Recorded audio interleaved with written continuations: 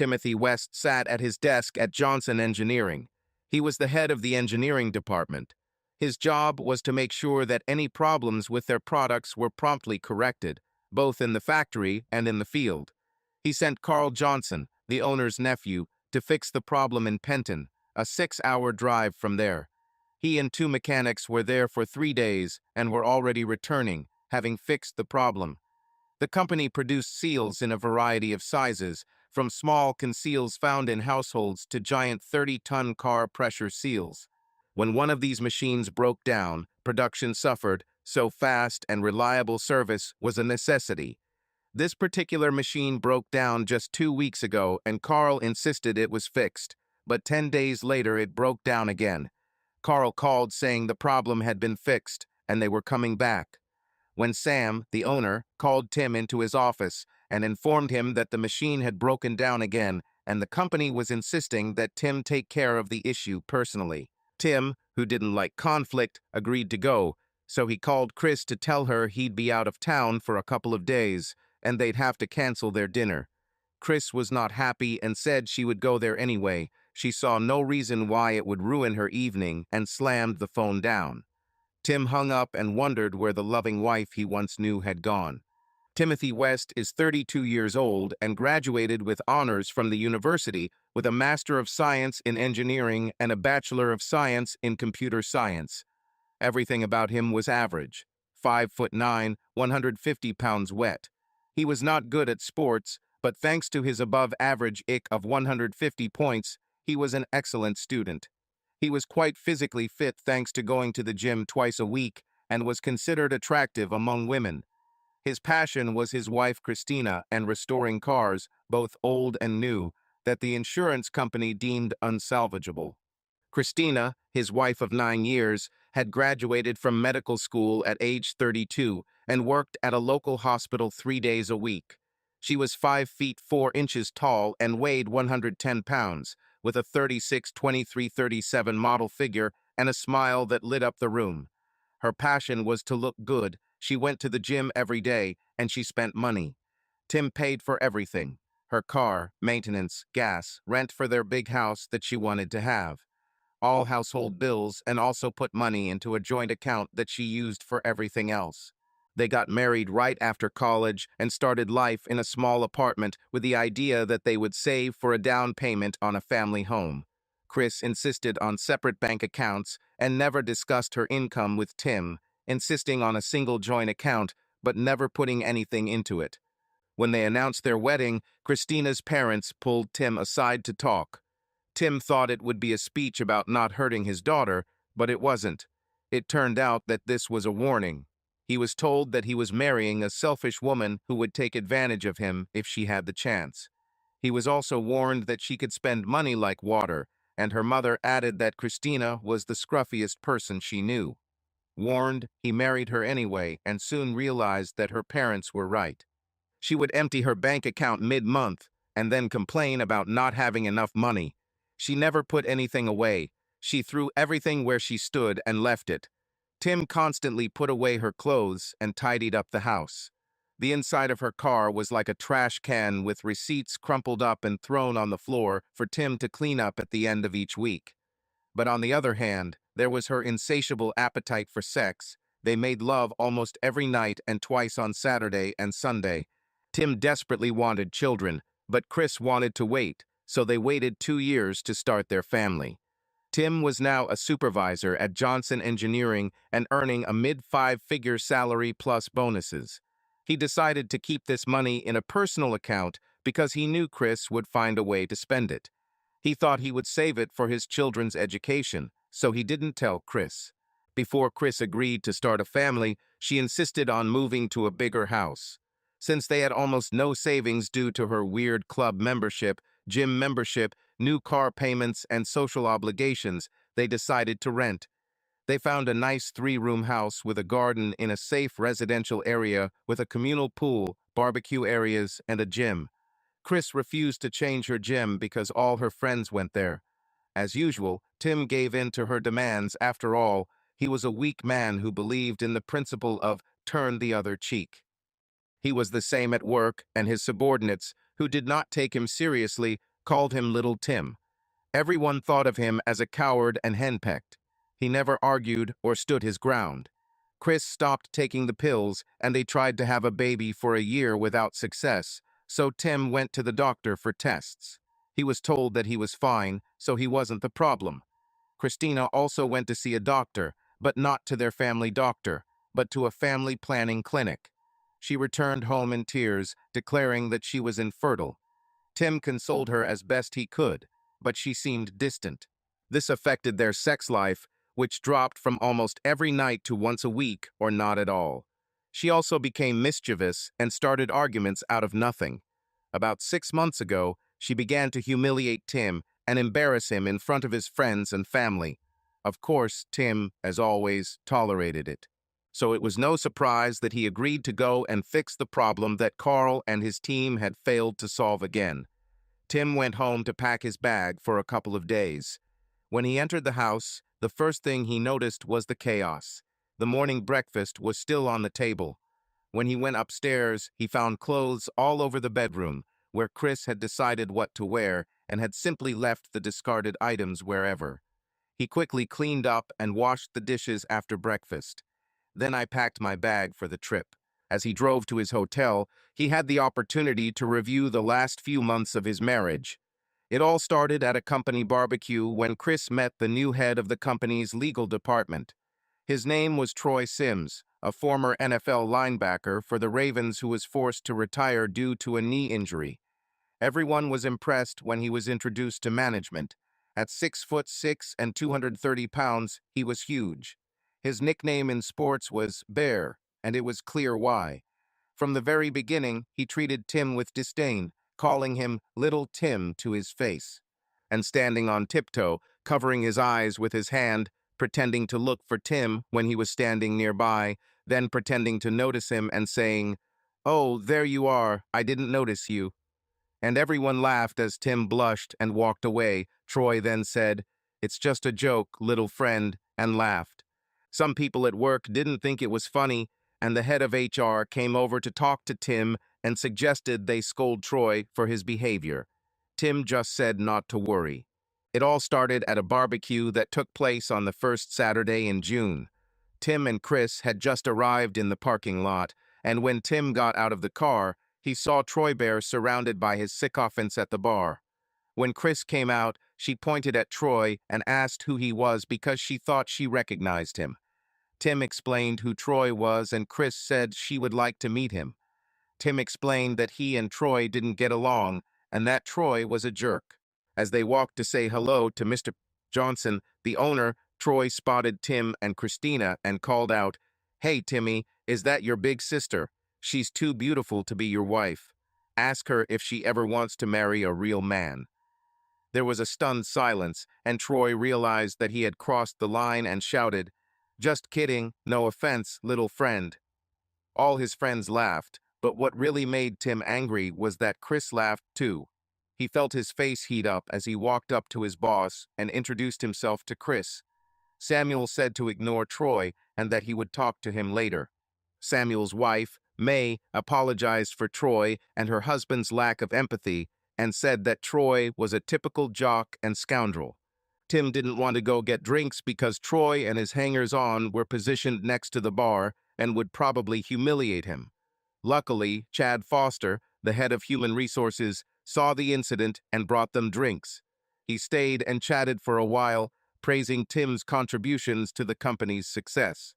Tim asked Chris if she wanted anything to eat and went to the roast pork trailer. The line was long, so it took a while to get food. He looked around where he left Chris, but she was nowhere to be found. He assumed she had gone to the toilet, but after a while she did not return, and he began to worry. May approached him and asked what the problem was. When he explained his concerns about Chris, one of the women at their table said she saw her leave with Troy and pointed in the direction.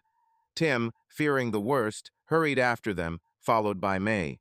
They walked around the bushes and saw them standing close to each other, talking in low voices. When Chris saw him, she stuttered and took a couple of steps back to a more respectful distance. "Hey, honey, Troy was just showing me the view of the lake. Isn't it wonderful?" Yeah, very romantic, I'm sure, Tim said. What are you implying? We didn't do anything wrong, Chris shouted. Yeah, Timmy, don't be nervous. We were just having fun, no big deal, Troy said with a grin. We're leaving now, Tim said and took Chris's hand. She pulled her hand away and said, Stop acting like a spoiled schoolboy, I'm staying. Well, I'm leaving. I'm sure you can find someone to give you a ride home. And he went to the car. May stood and watched the whole scene and gave Chris a very disapproving look and said, If you value your marriage, you better catch up with him and apologize. Chris gave her an angry look and left to catch up with her husband. May looked at the grinning Troy and said, You can wipe that grin off your face if you want to keep your job and stop harassing other people's wives. The barbecue is over for you, go home. Troy knew better than to argue with May, since his job really depended on her word, since she owned all the money. Chris caught up with Tim when he got to the car, but instead of opening the door for her, he walked around to the driver's side and got into the car. Tim always opened the door for her, and she realized how seriously angry he was. When they got home, as soon as they walked through the door, she started attacking him. What the hell was that? He was just friendly. I told you when we arrived that we hated each other, and when he tried to provoke me in front of everyone, you giggled along with the others. How do you think I felt seeing my own wife laughing at me? Then, while I was getting us food, he took you behind the bushes. We didn't do anything wrong, we were just talking. Well, you were talking very quietly and standing too close, as you well know, judging by the guilty look on your face when you moved away. And it doesn't matter whether you did something or not, it looked like you did something, including my boss's wife. He's probably bragging to his hangers-on about how he kissed you in front of me. I told you he was a creep, but you didn't listen. All you saw was a sports star, and you couldn't wait to take your panties off. Let me tell you, I don't want you to see him again, or we will be reconsidering our relationship. And Tim went into his office and closed the door. Christina was left standing stunned. Tim had never spoken to her like that before and always left his office door open. Over the next week, the atmosphere in the house was cold, and they spoke to each other only when necessary. Then one evening, Chris sat next to Tim and apologized for her behavior and said she would make it up to him before leading him into the bedroom. Their lovemaking was strained at first, but soon gained momentum, and they fell asleep in each other's arms. Tim woke up first and went to prepare breakfast. While preparing breakfast, he thought about the previous night. Although the sex was good, he felt something was missing. He didn't feel the special connection they had before. He went to work, still wondering what he was missing. He decided to surprise Chris and invite her to dinner. He told his assistant Tina, a matron who treated him like a mother, that he would be back late from lunch and left. When he got to the hospital, he went to her department and asked to call her on the phone. The nurse at the counter told him that she had already left for lunch with her husband. Tim asked her to describe the man since he was her husband, but he thought he already knew the answer. She described his worst nightmare. It was Troy, that bastard, as he thought of him. He thought he knew where they might be and went there to see if he was right. As he pulled up to the diner, he saw them through the window, sitting across from each other in a booth, talking like two old friends. He took a couple of pictures with his phone. He was glad to note that they weren't holding hands or sitting next to each other, so he just walked away. That evening, when he returned home from work after changing, he asked her how her day had been. Oh, the usual, hospital stuff. Nothing special happened. I was going to surprise you and invite you to dinner, but I got called away. Sorry about that. It's okay, I just went to lunch with a couple of friends. Call me next time. The rest of the evening passed as usual, without sex or even a goodnight kiss. The next day I waited for her at the diner, and, as expected, she arrived with Troy. I followed them back to the hospital and was shocked when she stood on her tiptoes to kiss Troy on the cheek goodbye. I took a couple of good pictures with my phone. That night after dinner, I asked her what she did today and received the usual answer. When I asked about lunch, she looked guilty and told the same story about having lunch with her friends. I looked her straight in the eyes and said, "This is the second time you have deceived me in 2 days. What other lies have you lied to me about?" What are you talking about? I never lied to you. This is 3 times. Do you want to do it 4 times? I don't know what you're talking about, and I don't appreciate being called a liar. I'm going to bed. You can sleep on the sofa. Good night. Sit the hell down, you liar. I saw you with Troy yesterday and today. I'm sorry, it was nothing. We were just having lunch. It's just lunch. And you didn't hold hands or kiss? No, of course not. So who are these two holding hands walking back into the hospital, and who is this one kissing Troy at the entrance? As I threw the photos across the table towards her, she looked at the photographs and burst into tears. Nothing happened. I swear it was just a kiss between friends. It wasn't romantic in any way. Now you know why I warned you about Troy. He is trying to put a wedge between us, and it seems to be working. Why are you even dating him? He just came in to apologize about the barbecue and say how sorry he was if it caused an argument. He was just being friendly. What about the second time? He said he was just passing through and thought we could have lunch together, so I agreed. I'm sorry that I lied to you, but I knew that you would take it with hostility and get angry like last time. You scared me. I've never seen you so angry. You're always so calm. That's because my wife has never left with another man before. Now I'm not asking. I'm telling you not to date Troy anymore, or there will be problems. You can't tell me who to be friends with. That's my business. You don't own me. I'll date whoever I want. And she went to bed, locking the door. The next morning was her day off. I usually got up, prepared breakfast, and brought it to her on a tray. This time I took a shower in the guest bathroom, grabbed some clean clothes from the ironing pile, and went to work. I stopped at Wendy's for breakfast on the way. When I arrived at work, I saw Troy standing at the coffee machine with a couple of his hangers-on. As I walked by, he grinned and said, "How about lunch, Timmy? My usual company is busy today. Would you like to join?" And they all laughed. One even raised 2 fingers on the sides of his head like horns, and they laughed even louder. As I walked into my office, I heard Troy say to the person who made the antlers, "Not yet, but soon." I was furious that Chris had put me in this position, so I called her and told her what happened. She just laughed and said it was just them having fun and that I shouldn't take it seriously. I was sitting in the office trying to figure out what to do and decided to make an effort to win my wife back from this creep. So I made a reservation at her favorite restaurant for tonight. I called her and told her to be ready by 8. That day led to me eventually going out to fix a broken car that Carl Johnson should have already fixed. I wondered who Christina would take to the restaurant with her, so I called a friend from my school days, Harry Price. He was a nerd like me, only he got a master's in computer science and a bachelor's in electronics. He now owned a small security company, doing mostly background checks for the government. He was happy to hear from me, as we had kept in touch over the years, so my call wasn't a complete surprise. When I told him about my concerns, he immediately went into work mode. "Okay, I know what she looks like, but can you describe it?" I gave a good description, but when I said his name, he said he could get his photo from the internet. I said I didn't want the information until I returned from the trip because I didn't want to be distracted. He said he understood and would wait for my call. Just before dinner, when I was about 20 miles out of town on the freeway, a semi-trailer blew a tire, crossed the median, and hit my car, sending it off the road into a ditch, where it flipped over and ended up upside down. I heard my scattered spirit hovering over the operating table. Doctors and nurses huddled around the table, trying to revive the patient. They had already used the defibrillator twice, and this was their last attempt.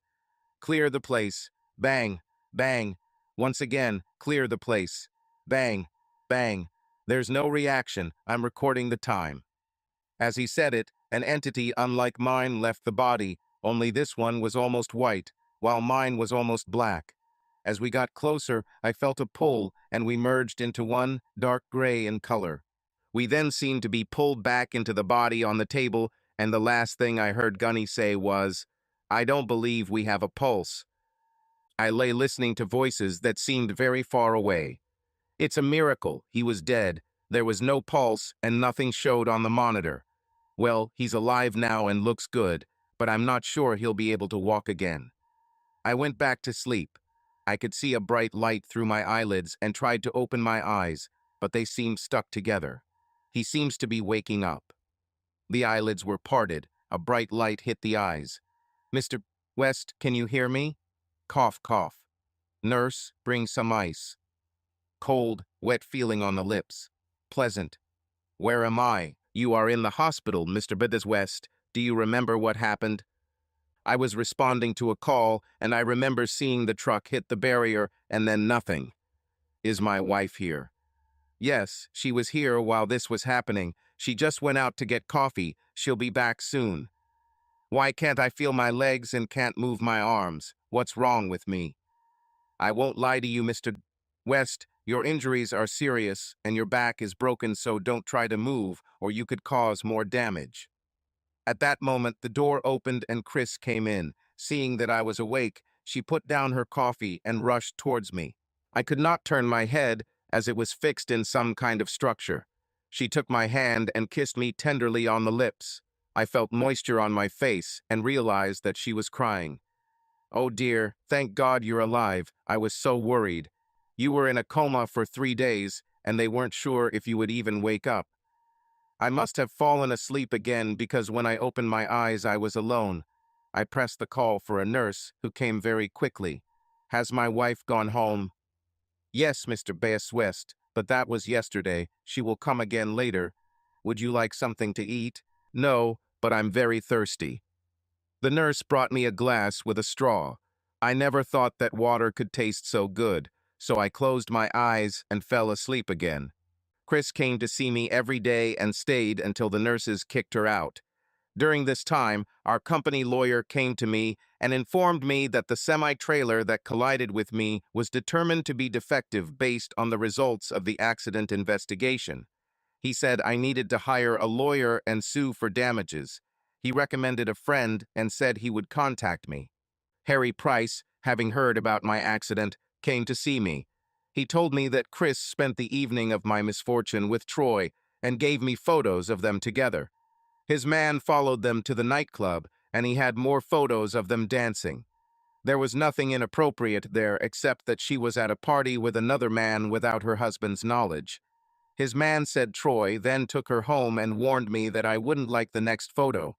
She didn't invite him inside, but the kiss she gave him certainly wouldn't pass the husband test. I asked him to continue observing, and he said that he had not stopped. He then told me that she had lunch with Troy every day since my accident and went dancing with him twice more. She never invited him inside, but the kisses became longer and longer. I gave him the keys to the house and asked him to install cameras in the house. He said it was not a problem, so I asked him to write a letter to the guards at the entrance to the complex with permission to enter our house. The letter also stated that my wife should not be informed of their entry. I signed it and gave it to Harry. I knew that the security guards would not tell my wife since I was the only tenant under the contract. That afternoon, a man came into my room and introduced himself as George Fate, a lawyer who had been recommended to me. We talked for over an hour, and it was decided to file a lawsuit for $10 million. He said he'd be lucky if we got half that amount, but since it was their fault and I'd probably never walk again, he was confident. I signed a contract for the provision of services, and he left. That night, I awaited Chris's visit, knowing that her reaction would determine our marriage. Chris entered my room promptly at 6 p.m., the start of visiting hours. We talked a little about my condition, and then I brought up the elephant in the room. Chris, the night of my accident, you said you were going to go out anyway, right?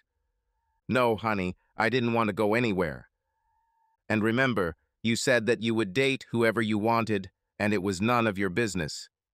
She began to get nervous, fidgeting with her hands and not looking me in the eyes. Well, remember? Of course, honey, I'm sorry about that. I was just angry. I didn't mean it. So you haven't seen Troy since then? No, of course not. I wouldn't go against your wishes. You're my husband. Have you ever heard the expression, 3 strikes and you're out? It's from baseball. If a batter misses 3 times, he is automatically out. Of course, but what does this have to do with our situation? You've already lied to me twice tonight, and if you lie to me again, our marriage may not survive." She became defensive and almost screamed, "I have never lied to you. What gives you the right to call me a liar?" I pulled out from under the blanket the envelope containing the photographs Harry had given me. "First lie, you said you didn't go out that night," and I handed her a photo of her dinner with Troy. She looked at the photo and screamed, covering her mouth with her hand. Then I showed her a photo of her dancing with Troy, and she started crying. "Second lie, you said you haven't seen Troy, and here you are having lunch with him every day since my accident. Not only that, but you also danced with him twice more. Can you explain that?" "I'm really sorry, and I swear nothing happened. We were just talking. He's not what you think he is. When the accident happened, he came to see how I was, and we went to lunch. I felt better when I had someone to talk to. He was so understanding and sympathetic. Yes, we danced, but he acted like a gentleman and didn't try to do anything. I didn't mention it because I knew how you felt about him, but he's actually a very nice person." Tears rolled down her face. "Think very carefully before you answer this question. Your answer may depend on our marriage. Have you ever kissed him?" I saw her thinking. How much does he know? He knew everything else. Perhaps if I prevaricate, I would be able to avoid answering. "Yes, I kissed him once on the cheek, just to thank him for his support, but it didn't mean anything. I only love you. 3 strikes, you're out." And I gave her pictures of her kissing Troy on the lips in 3 different places. Tears were now flowing freely, and she began to sob. "Oh God, I'm so sorry. I didn't mean for this to happen. It just came so naturally, and I was drinking so I wasn't thinking clearly. I'm sorry. It won't happen again, I promise." I can't say how damaging this is to our marriage, but at the very least we need counseling to try to work it out. Luckily, it didn't go further than a kiss. If you had invited him to our home or gone to see him, we would have gotten divorced. If that's what you want, say it now, and we can finish this. I don't want a divorce, I love you. And I didn't want a disrespectful wife, but that's what I got. Tim, I'm sorry, I'll try to improve if you give me a chance. Chris, I don't want a divorce either, but I can't live in a marriage based on lies. This is your last chance. If you see him again, we're done. Do you understand what I'm saying? I promise. It was at this moment that the signal sounded, signaling the end of visiting hours. Chris came up to me, kissed me, and whispered, "I promise." Then she left. I was physically and emotionally exhausted and immediately fell asleep. The next day Harry came, and I could see from his face that he was bringing bad news. He sat down in a chair and looked at me. "Tim, I'm so sorry, but I have bad news. Troy came to your house, and he stayed the night." My heart broke right then, and I started sobbing. Harry came up to me and put his hand on my shoulder. "Tim, it wasn't entirely her fault. He put something in her drink. The video clearly shows him putting something in her drink." "Harry, it doesn't matter what he did. She promised me she wouldn't see him again. She put herself in a position to be subjected to this, so it's her fault. Do you have a video of her cheating?" "Yes, do you want to watch it? It is unpleasant." "Not yet, but you can make me a few copies, and today is one of her work days, so she won't be home until 6, so I want you to do something for me." I gave him a list of things I wanted him to do, and he said he could get it done before she got home. My phone was damaged in an accident, so I asked Harry to buy me a new one and transfer all the data to it. I also asked him to buy me a pay-as-you-go SIM card. I then took his number and called the lawyer handling my case and asked him to recommend a good divorce lawyer. He said he would contact me. Harry left to run my errands, and I cried like a baby over the loss of my wife and marriage. Christina. When I left the hospital, I felt terrible. I had hurt my husband and broken our marriage. I went home, determined to fix everything. I called Troy and told him I couldn't see him anymore because Tim found out and threatened to divorce him. He insisted on meeting to discuss it, and I gave in. Maybe deep down I still wanted to see him. When he knocked on the door, I opened it, and he came right in. When I closed the door and turned around, he hugged me and kissed me passionately. At first I tried to push him away, but then I melted in his arms. I knew it was wrong, but I couldn't resist. We kissed for a long time, then he let me go and said that he had to see me because he was in love with me. It was a complete surprise, and I sat up in shock. Troy went to the kitchen and returned with a couple glasses of wine. I needed to go to the bathroom and collect my thoughts. I should have gently rejected Troy. I loved my husband, not him. We sat and drank wine, and Troy explained that he fell in love with me at first sight at the barbecue. I tried to push him away, but my resistance weakened as I saw how he was suffering. I wanted to take a sip of wine and noticed that my wine was finished, so I poured more into both glasses. Troy was now crying and telling me how much he loved me, so I sat next to him and hugged him. A few minutes later, he looked at me, leaned in for a kiss, and even though I knew I shouldn't, I kissed him back. The kiss grew into caresses, then into passionate caresses. My head was spinning, and I was hornier than ever. We quickly undressed and lay down on the bed. Some time later, we fell asleep, exhausted. In the morning, I woke up and realized what I had done, but strangely, I was not as upset as I expected. In fact, I wanted more. We had sex twice more in the morning, but we had work, so we separated. I spent the entire day remembering having sex with Troy and was horny for most of the day. I wondered how I would be able to look Tim in the eyes in the evening, but I pushed those thoughts away. I called Troy to meet him for lunch, but he said he had a meeting and would see me that evening, so I was left alone. When I got home, the first thing I noticed was that Tim's truck was missing, and when I looked in the garage, the Mercedes SLK Tim was working on was missing. I shuddered and ran into the house. Wherever she was, something was missing. Tim's favorite chair was missing from the living room. The door to the office was open, and Tim's desk and chair, as well as his computer, were gone. And all his photographs on the wall disappeared, except for the ones where they were broken on the floor. The safe was open and empty, as was the gun safe. I went upstairs and went into our bedroom, where I saw dirty sheets and remembered last night. I opened the cabinets and drawers, and all of Tim's things were gone, as if he had never lived here. I quickly changed my clothes and went to the hospital, but when I got to the floor where Tim's room was, a nurse stopped me and said that Tim had given instructions not to let me in and handed me an envelope. I tried to walk past, but she pushed me away, saying that if I didn't leave, she would call security. I left. Sitting in the car, I opened the envelope. I knew what was inside. There were photos of me letting Troy into the house and a series of photos of me giving myself to Troy in both the living room and bedroom. There was a short note. "You have been warned." I burst into tears. I was to blame for everything that happened, and now it was time to pay the bills. 3 days later, I was standing at the information desk, waiting for some paperwork, when a woman in a conservative business suit approached me and asked, "Are you Mrs. Christine West?" I replied, "Yes," and she handed me a manila envelope saying, "Served to you," took a photo of me with her phone, and left. I stood there, trembling, trying to open the envelope. I opened it, and some forms and photos fell out. My friends and colleagues came to me to find out what happened. As they bent down to collect them, they couldn't help but see the pictures of me cheating with Troy. They threw them on the counter, gave me dirty looks, and left. My actions will be known throughout the hospital by the end of the shift.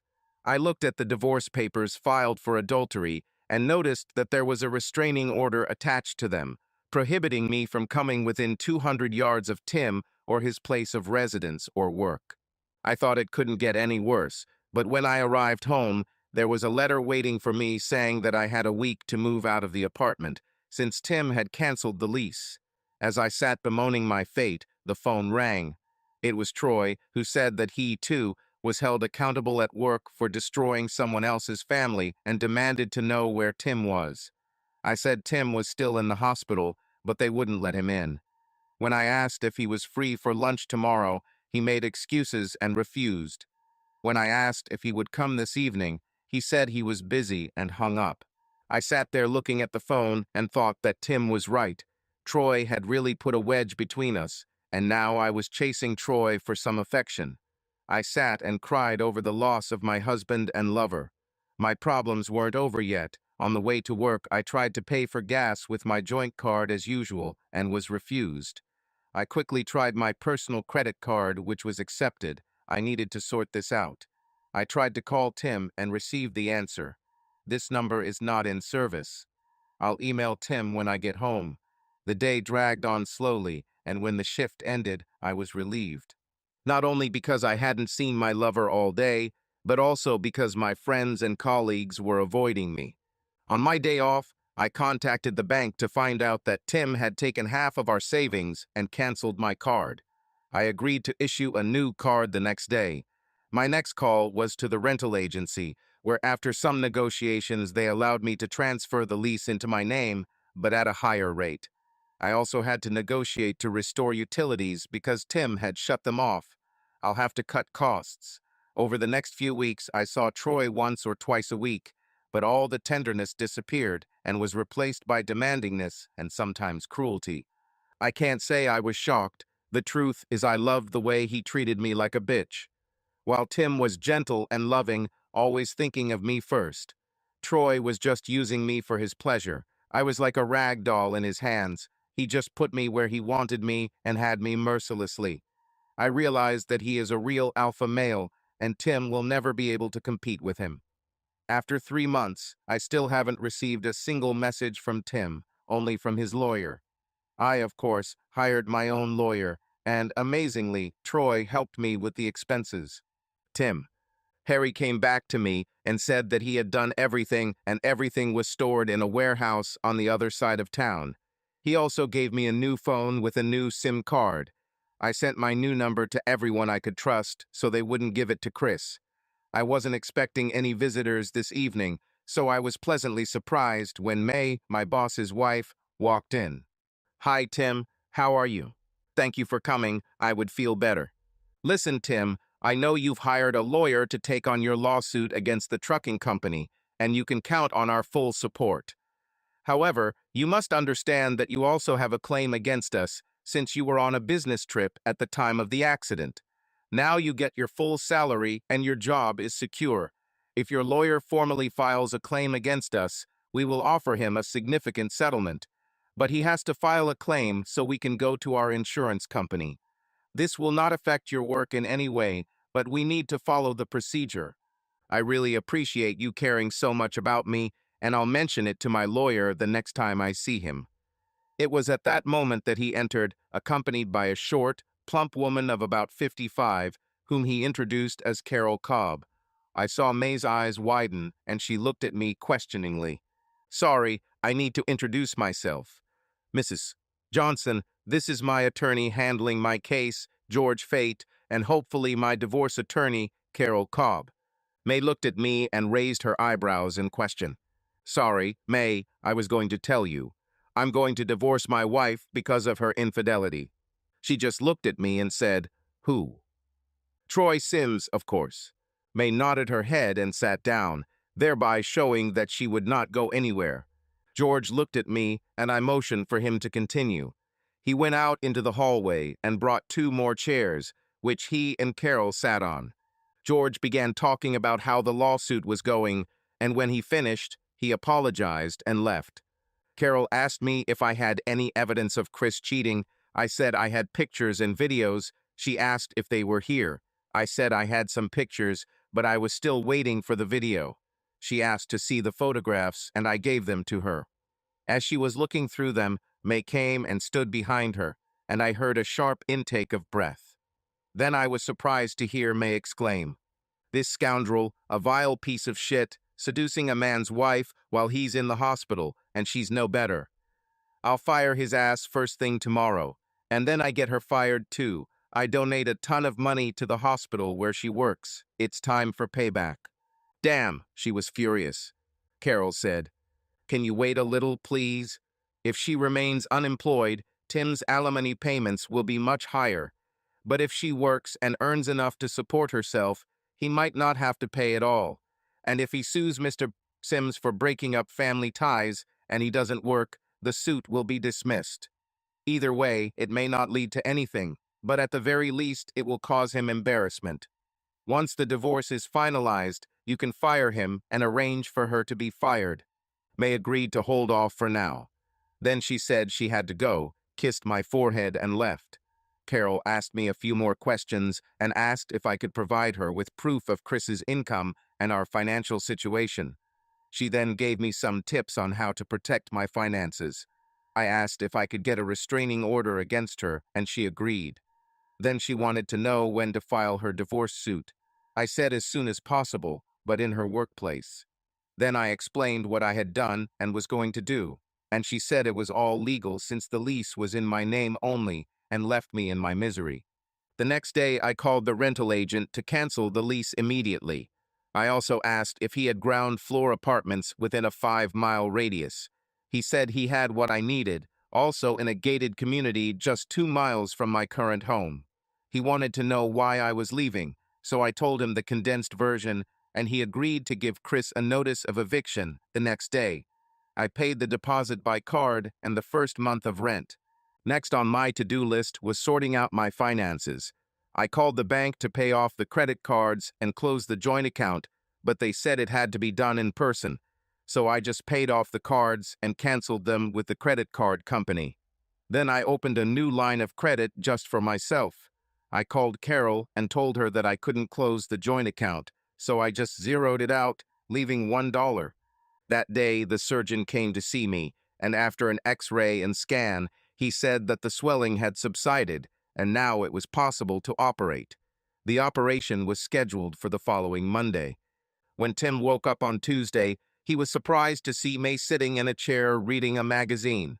He tried to speak, but all he could manage was a wheeze. May heard him wheezing and called a nurse, who gave him ice cubes to suck. After sucking on a few pieces of ice, he asked May what she was doing there. She replied that since he had no one, she decided to play the role of mother. When he tried to laugh, his back hurt so much that he almost lost consciousness. He felt something in his legs, but could not move them yet. He looked down at his body, which was encased in a cast from neck to hips. He lay on a special bed that tilted so he could eat and swallow regular food rather than the baby food he had been eating before. He thanked May for being there and cried when he realized he had no one else. He fell asleep again and had a dream that he was in the desert in a firefight and was returning home to his cheating wife. This woke him up, sweaty and confused. The nurse came in as his monitor showed a sharp spike in blood pressure. Seeing that he had woken up, she asked if he was all right. "Yeah, just a bad dream." "Well, since you woke up, the doctor will want to see you. I'll call him now." She left the room, and a few minutes later the doctor entered. "Well, Mr. West, the surgery went better than expected. When I opened you up, your spine was already in alignment, and there was minimal swelling of the spinal cord. Honestly, I've never seen anything like this before. I just put a plate in place to help stabilize your back while it heals. If everything goes as well as this, there's no reason why you couldn't make a full recovery. To help you with this, I suggest you go to one of our rehabilitation centers. How do you feel about this?" "Sounds good. When can I go there?" "You can go tomorrow if you want. I'll schedule an ambulance." The next day, I was taken to a small clinic 50 miles away for rehabilitation, which included learning to walk again. When my cast came off, I started doing a lot of exercises to stretch my ligaments. The doctor who performed my operation came to look at me. "Mr. Kaz West, you are a real mystery. When they brought you, you weighed 57 kg. After your forced inactivity, you should have lost weight and muscle mass. Instead, you now weigh 70 kg with well-defined muscles. This goes against all the rules of recovery. In fact, you have the body I would expect to see on a soldier. There's one more thing I can't explain. You get a scar from your left eye to your mouth. Have you ever been injured in this place?" "No, maybe this is the result of an accident. Your medical records don't show any injuries in that area, so probably not. However, we will keep an eye on this. The good news is that you're healing much faster than we expected, so I'm going to remove your stabilizing plate tomorrow, and you can get out of here in 2 weeks." While all this was going on, Harry kept me posted on Chris's movements. When I kicked her out of the hospital, she went straight home and cried a lot. She managed to keep the lease of the house in her name only, so she was still living at our old address. He also said that Troy visited her often and often stayed overnight, so Harry had plenty of video evidence for my upcoming divorce. But he said any video evidence taken after she took out the lease in her name would be inadmissible in court. He also told me that she spent several nights at his house. I asked him to track Troy, and he said he could, but it would be illegal, and we could be prosecuted if we were caught. I said that I only needed it for information, and no one else would know. He agreed to try to gain access and install recording devices, and said he would contact me later. I thanked him for moving all my stuff to my new apartment and told him I owed him a beer. After my quick recovery, I finally left the clinic and Harry picked me up and took me to my apartment, which I had never seen. We parked next to my truck in a secure underground parking lot and walked up to my new apartment. As we entered, I was greeted by a loud scream of surprise. Some of my colleagues were waiting for me there, led by May, who rushed into my arms and whispered, "Welcome home." There were also a few faces there that I didn't recognize, and I later learned that they were the welcome committee from our apartment complex. I especially liked the red-haired girl and decided I wanted to get to know her better. May and Harry furnished the apartment together. I had everything I needed. Even the computer was already set up, and the new TV was hanging on the wall. I was literally amazed and started crying with joy, hugging everyone. I thought I was left alone, but I was wrong. I had friends. The next day, I made an appointment with my claims lawyer in the afternoon. He told me that the shipping company had offered $3 million, but he said he could get at least $5 million if I waited, and I agreed. He also said May contacted him after he filed a lawsuit against the Johnsons, and after a short negotiation, they agreed to pay compensation in the amount of $13 million and keep me as chief engineer. He said he accepted their offer on my behalf, and the check was deposited into my separate account, separate from my wife's. As I was driving around a new area, enjoying the joy of driving and experiencing new surroundings, I noticed a gym and suddenly wanted to sign up there.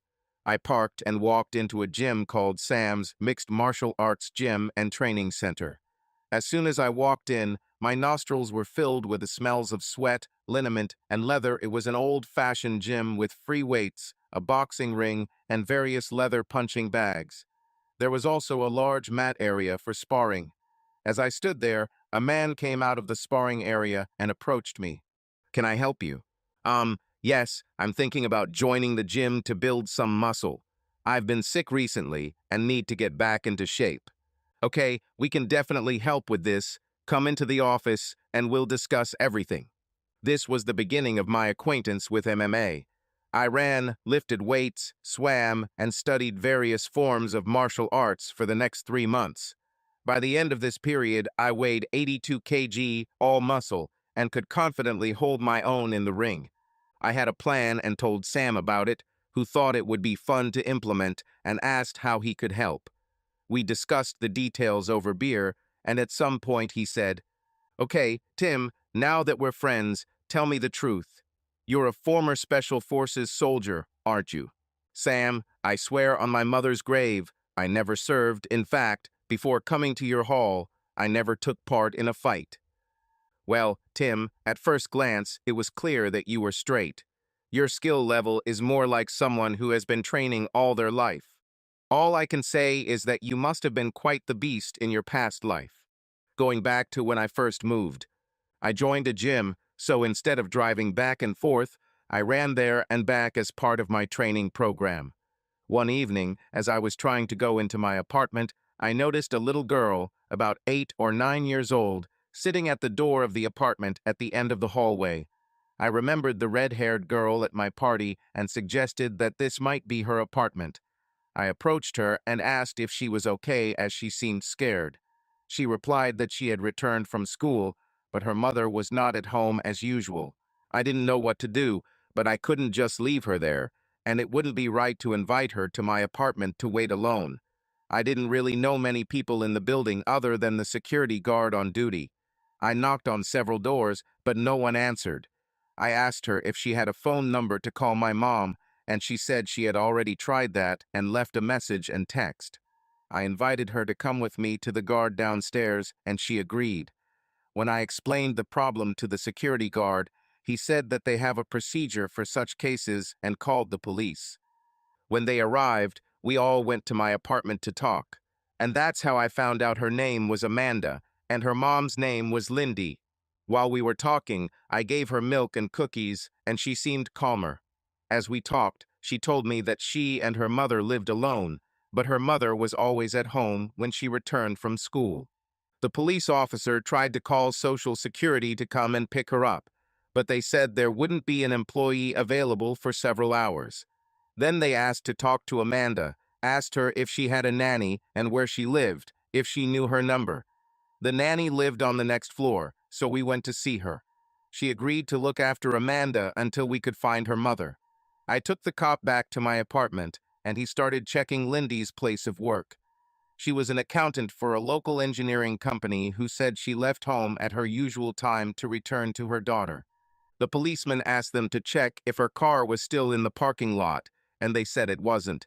They gave him the make and model, but didn't know the registration number.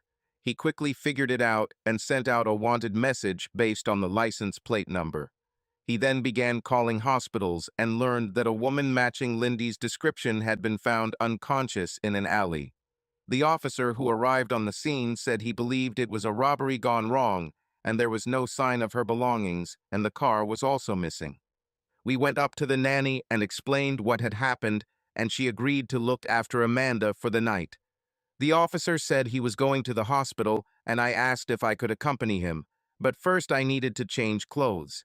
He looked a little annoyed at first, but still agreed. We arrived at the hospital and were directed to her room. I saw that it was a ward with 6 beds. I asked why she didn't have a private room, and they said they didn't know if she had insurance, so they put her in a shared room. I approached the counter and demanded to see the administrator.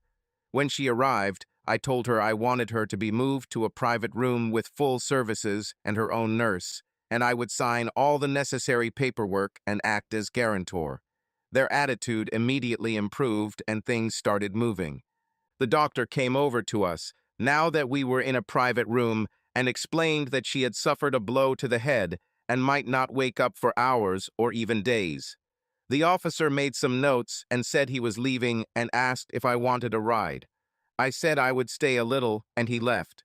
I went to the gift shop and bought a couple of magazines and then settled into a not very comfortable chair for the night. I was still there the next morning when the doctor came to check her charts. He lifted her eyelids and pointed a flashlight into her eyes to check the reaction of her pupils. As he walked away, she groaned, and he quickly returned to her side and checked her vital signs. At this time, she opened her eyes. "Where am I?" "You're in the hospital. Do you remember what happened to you?" "Yes, 2 men pulled me out of the car. One of them hit me, and I don't remember anything after that." "Well, you are in good hands. We will inform the police that you have regained consciousness. Expect a visit." "I can't stay here. My daughter will be horrified." I woke up.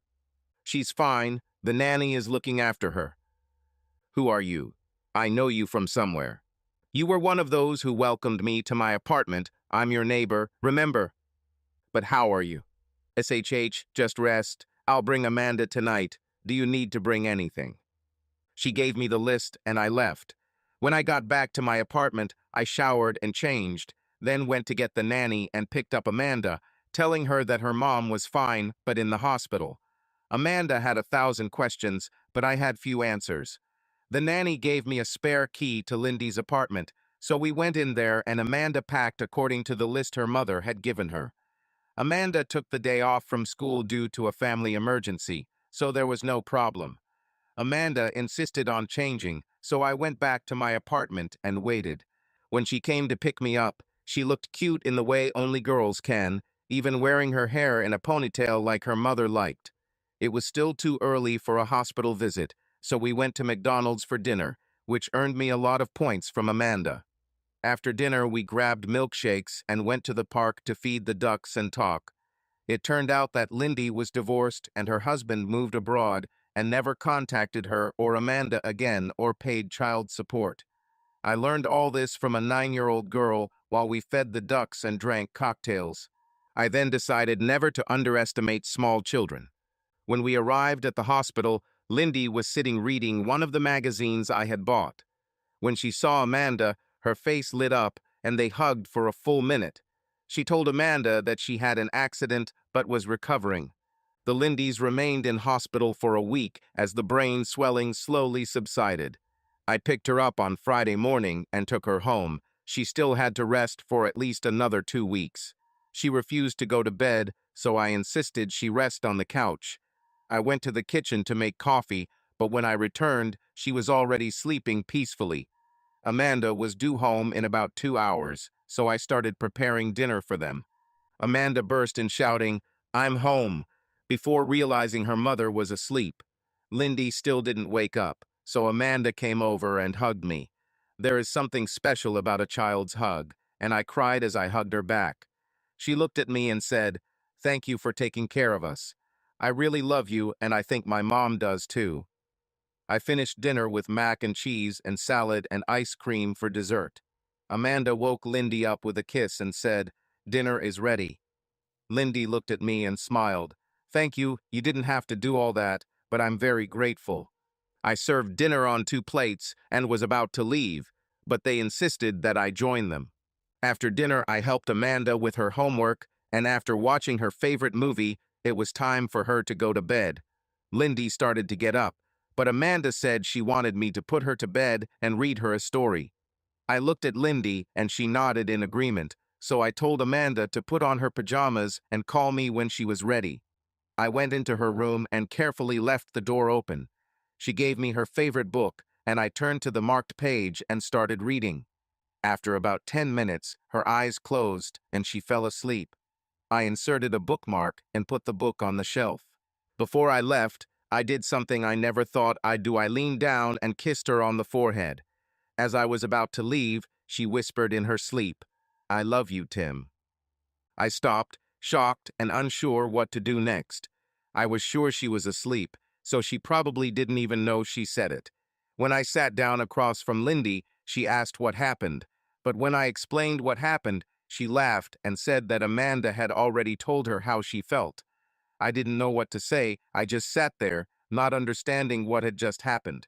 It was getting late, so I cleaned up dinner and was about to leave, but when I opened the door, Lindy was standing next to me. As I looked at her, she leaned over and kissed me softly on the lips. "Fisto say thank you for everything you've done. We really appreciate it." I went into my apartment and closed the door behind me, still feeling her lips on mine. Over the next few weeks, we grew closer and had dinner together many times. Sometimes them at home, and sometimes I invited them to dinner. Whenever it was at their apartment, I would read Amanda a story until she fell asleep. Then Lindy and I would sit and talk until it was time for me to leave. During one of our conversations, I told Lindy my sad story, at the end of which tears came to my eyes. I admitted that I knew her story and that Amanda had spilled the beans while feeding the ducks. Lindy thought it was funny and agreed with me to never underestimate a small child. We kind of started dating, but always with Amanda. We went to Disneyland in Florida for a long weekend, in separate rooms, of course. Amanda was starting to feel like the daughter I never had, and Lindy and I were very close, but I was afraid to take the next step and ruin everything. One morning, there was a knock on my door and Lindy and Amanda were standing there. Lindy asked me to come over for dinner tonight because she wanted to discuss something with me.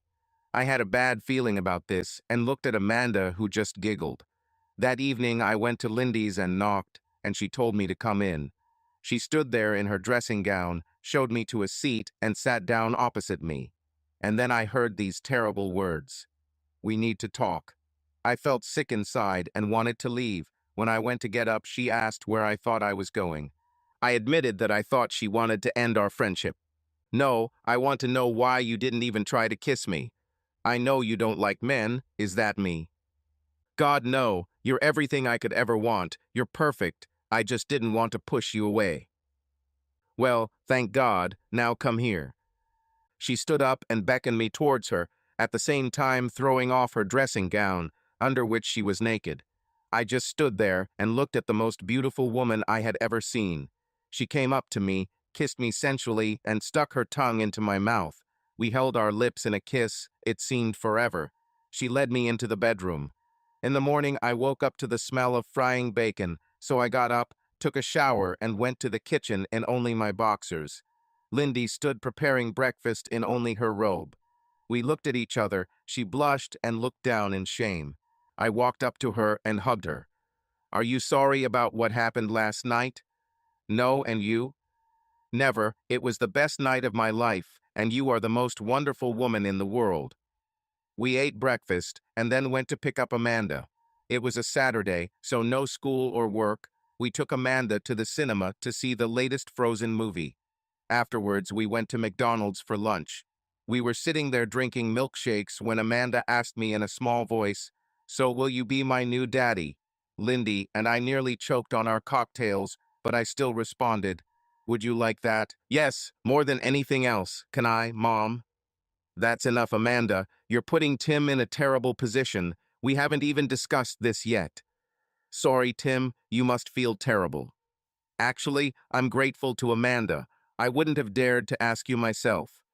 "So to answer your question, Amanda, I would really like to be your new daddy if your mom will accept me." We both looked at Lindy, who looked like she was about to cry, but simply nodded her head and squeezed my hand. Yes, yes, and yes. Amanda rushed towards me at that moment, turning over her drink. I promised to be the best daughter in the world. So we spent the evening choosing rings. We found a small jewelry store on a side street that sold a variety of engagement rings. I saw Lindy looking longingly at some antique rings. When she asked to see a tray of rings that was reasonably priced, I also asked to see the tray she was looking at. She looked at me, and I told her to pick one and not look at the price. She chose a beautiful ring with a diamond surrounded by small rubies and tried it on. It fit perfectly. I told the salesman we were taking it, and Lindy gave me a passionate kiss. Amanda simply giggled. When we got home, Amanda insisted that we go show the ring to the nanny. Mrs. Watsy Ross said she was happy for us all and asked when the wedding was. I explained that I was still in the process of getting a divorce, so I couldn't make plans yet. That night, after Amanda went to bed, we sat and cuddled on the couch. I said I would be back at work next Monday. I had already cleared everything with May, who said she was looking forward to my return. The next day I went to see Harry, and he said we had a lot to talk about. I arrived at his office at about 10 in the morning. He sat me down and told me we had a lot to talk about and started the video. Following his words, Harry installed surveillance equipment in all of Troy's rooms. He said he had hours of footage of Troy and Chris having sex in every possible position, but that wasn't what he wanted to talk about. As soon as the video started, I realized Chris wasn't there. It was his basement that he had turned into a man cave with a bar and alcohol. He was sitting with three friends, one of whom, I realized, was Carl Johnson. They were talking about Chris. "Carl, that's a really nice ass you got there. When can we get it?" Troy, "Soon." I gave her a little stuff every time we met. It just kept her horny enough that she wanted me to stick around. I can't believe what a stupid bitch she is. Timmy told her not to see me anymore, so what does she do? He calls me and asks me to come. What a bimbo. So I showed up, acted serious, and poured her a glass of wine with the substance in it. And by the time we finished the wine, she literally attacked me. I've had her every couple of days since then. She can't wait for it. She calls me all the time to come. Person 1. So what's the plan? Troy. Usual. I'll make her move in with me after the divorce. Once she sucks all the money out of him, it should be worth a couple $100,000, so I'll clear her out, or we could do what we did in Denver. She said she has $500,000 in life insurance, and I know he's insured for $300,000 with the company, so we could have a little accident like in Denver, and she'll get the money. I'll take everything from her, get her hooked on substances, and we can gang her up for a while, then sell her to Hector in Vegas for street work. So we'll all hit the jackpot. Ha, ha, literally. Harry stopped the video at this point. Tim, I know this is about your divorce, but we have crossed this line. We need to go to the police, even though this video cannot be used as evidence. I sat and thought for several minutes. What if I can get Troy to admit his plans on tape? Will it work? Yeah, that'll work. But how are you going to convince Troy to confess to murder and attempted murder? I have a plan. I will use his arrogance against himself and take revenge in the process. Just leave it to me. What I need you to do is, and I gave him a list of instructions. My next call was to Sam to ask him to prepare the site for the showdown next Friday, and he would receive the rest of the instructions later. I then called May and asked if she would mind if I returned to work on Monday. She said that was okay and asked if I wanted Troy and Carl fired before then. I asked her not to do this since I had a plan for them. Then I told her about their plans for Chris. She was shocked and very angry and asked what I was going to do. I said everything would become clear on Monday. I came to work early on Monday to get everything ready.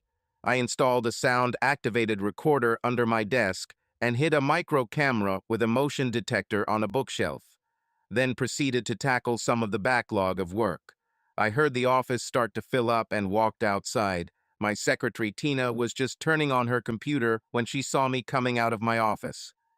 "Oh, Mr. Betters West, it's so great to see you in such good shape. Are you back for good? You look good too, and yes, I'm back for good." At that moment, I saw Troy heading towards the coffee machine with Carl and their friends. Now was my chance. I walked up to Troy, who grinned mockingly. "Hello, Timmy, how is your wife?" This caused giggles from those around him.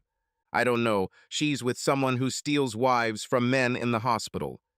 "Oh yes, you know this, since you are that same scoundrel." Those around him held their breath, and Troy was about to rush at me, but Carl held him back, saying, "Not here, there are witnesses.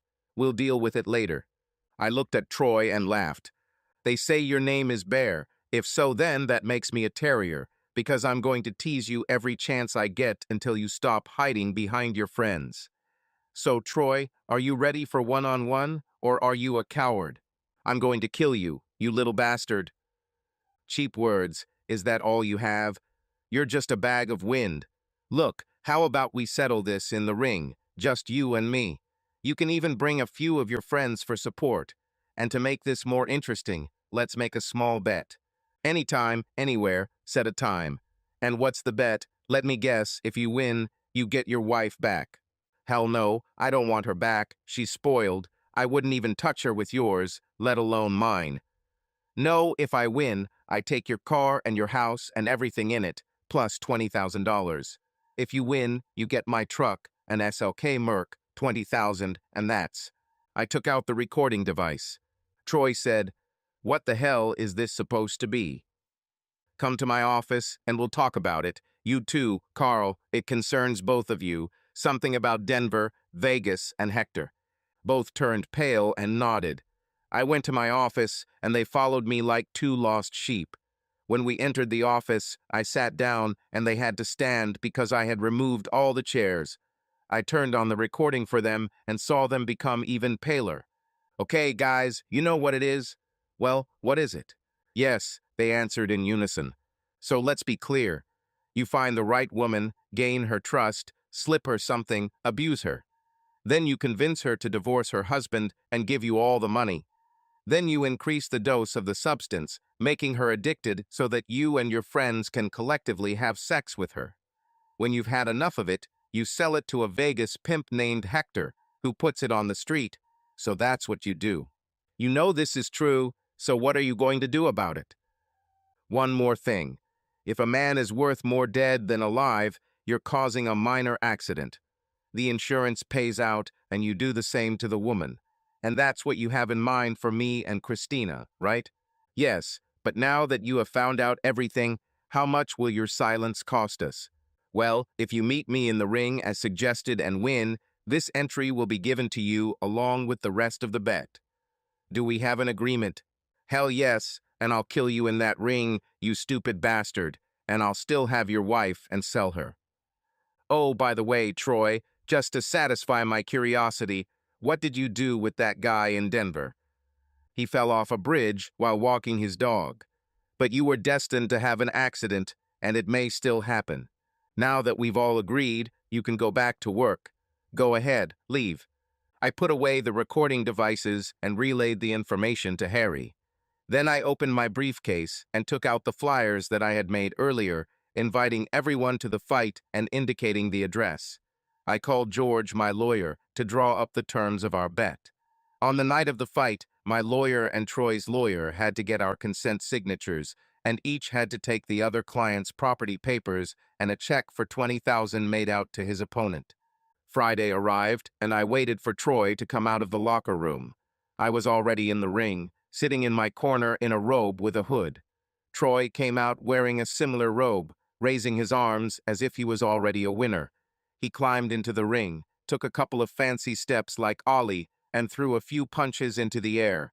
He tossed his robe off to Chris, who caught it with a big smile. I felt a twinge of pain, but it was short-lived. I stood up and threw off my robe to Lindy, who insisted on coming to the fight. I saw Chris flinch and an expression of pure hatred flash across her face. We stood opposite each other, a bear and a terrier. I was wearing tight knee-length lycra shorts with wrestling boots and boxing gloves. Troy wore traditional boxing shorts and boots, as well as wrestling gloves. I cut my hair in a military style, a 4 on top and a 2 on the sides. Combined with my wicked scar, people told me I looked like a pirate. Now that my robe was off, my new defined muscles were clearly visible and discussed by my work colleagues. Even Chris was sizing me up, and some of Troy's supporters looked at each other nervously, wondering if they had backed the horse. The judge climbed into the ring. There will be no rounds. The fight continues until one of the fighters can continue. The fight will only be stopped if one of the opponents loses consciousness. There are only 2 rules: no biting and no eye scratching. Everything else is permitted. He called us to the center of the ring and checked our gloves. Go back to your corners and come out to fight as soon as the bell rings. Ding ding, and we moved towards each other, walked around in a circle once, and Troy tried to quickly hit, which I easily dodged. I smiled at him and asked, "Is that all you have?" It worked. I made him angry. He made a massive round kick. If it had hit, it would have knocked me out. I was ready and dodged as he walked by. I stood up and pushed his elbow, increasing his momentum and knocking him off balance. Then I simply tripped his legs, and he fell heavily on his side. I walked to the other side of the ring, and in my best Bugs Bunny voice asked, "The big bad bear fell. Oh, what a shame." The Troy crowd either froze or muttered under their breath. Troy stood up. I saw him seething with rage. This was what I needed. He lost all concept of boxing when he yelled, "I'm going to kill you, you little brute," and rushed towards me with his arms outstretched to catch me in a bear hug. I stood still, raised my hands above my head so that they would not be captured. His arms wrapped around me, and he lifted me off the ground, spewing drool, shouting solemnly, "Now you will die." I closed my hands and hit his ears with my palms. He let me go and retreated, holding his ears. I walked up and punched him several times. He fell to his knees, still clutching his head. I lowered him to the floor and put my foot on his back. I then twisted his wrist and asked, "Are you done? Are you admitting defeat?" "You won, that's enough," he finally whispered. "I have one last question left. Who's the alpha male now, moron?" "You, for God's sake, you." I let him go and looked back at Chris to see her broken down, sitting in her chair, crying. My side of the ring celebrated wildly as Lindy smiled at me and gave me a thumbs up. I left the ring and approached 2 men in dark suits. "He is yours, gentlemen." They both laughed, and one said, "Yeah, we'll get him out of the hospital in a week or 2. Good job." Troy was unable to move and had to be taken to the hospital on a stretcher. Carl tried to sneak away, but was intercepted by several deputies who handcuffed him and led him away. My next stop was my lawyer, who witnessed the whole thing and was busy getting our money paid.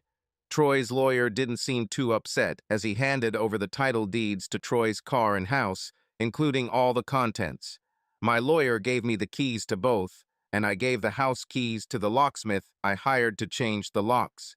Sam walked up to me, shaking my hand. "I've never seen anything better. David defeated Goliath in front of all his friends. You made him look like a complete fool." People will talk about this for years. I can even sell the video. Lindy then came over to congratulate me with a hug and kiss. May came over and I introduced Lindy to her, saying, "This is my future wife." May said we should come to her place for dinner soon and left. People gradually dispersed, patting me on the back. Even some of Troy's supporters apologized for my worries. The next day, I received a message from Chris asking me to meet at our old house. I replied that I would come, but I would bring Lindy with me. We arrived at the appointed time and went inside. The conversation went like this. Chris sat on a chair at the dining table and looked terrible. "I called you here to apologize for my behavior and explain why I did it. No explanation is needed, you were wrong, and now you're paying for it. Not only that, but when you filed for divorce and I showed it to Troy, he said he would marry me after our divorce, but now that he's arrested, I have no place to live. I can't afford this house anymore, I only kept it to remind me of you, but you moved on. Before you continue, I think you should listen to this. This was recorded shortly after you received the divorce papers. I played a recording of Troy and his friends discussing her future. When the recording ended, she rushed into the kitchen, grabbed a knife, and before we could stop her, she cut her wrist. I took the knife and wrapped the towel tightly around her wrist. Lindy called an ambulance, and we held a hysterical Chris until the ambulance arrived. I went with her and Lindy followed. When we arrived, I insisted that she be given a private room and provided my insurance information to the reception nurse. When they brought her to the ward after the operation, she was still unconscious, and the doctor asked if I was her husband. I explained that we were getting a divorce, and he said they wanted to keep her under supervision. I called Chris's mother and explained what happened. She said she would be on the next flight and would see me soon. I stayed with Chris until her mother arrived and told her everything that happened. She said Chris was a stupid girl but didn't deserve to die. I agreed and said that I would pay all her medical bills. She thanked me and I left. I had been back at work for a couple of weeks when Chris's mother called to say that Chris had attempted suicide for the third time by overdosing on sleeping pills. She accumulated them in the hospital, but the nurse caught her. She was transferred to a psychiatric hospital near her mother's home, where she will undergo therapy. I thanked her for the information and ended the conversation. Troy was convicted of murder, conspiracy to murder, human trafficking, administering a substance without consent, and fraud. He received 3 life sentences, which will run consecutively. He will die in prison. Carl received the same sentences. Their 3 friends were each sentenced to 25 years for conspiracy to murder. Hector was sentenced to 20 years for human trafficking and organized crime. Chris attempted suicide a 3rd time and was admitted to a mental health clinic, where she suffered a nervous breakdown and ended up in a state mental institution. Lindy and I have moved into a 4-bedroom house and are expecting our 2nd child in 5 months. Life was finally good. Subscribe to our channel so that your love doesn't cheat on you, and go ahead and listen to the next story, because this story is nothing compared to the next one. If you're under 18, don't even think, click to the next one.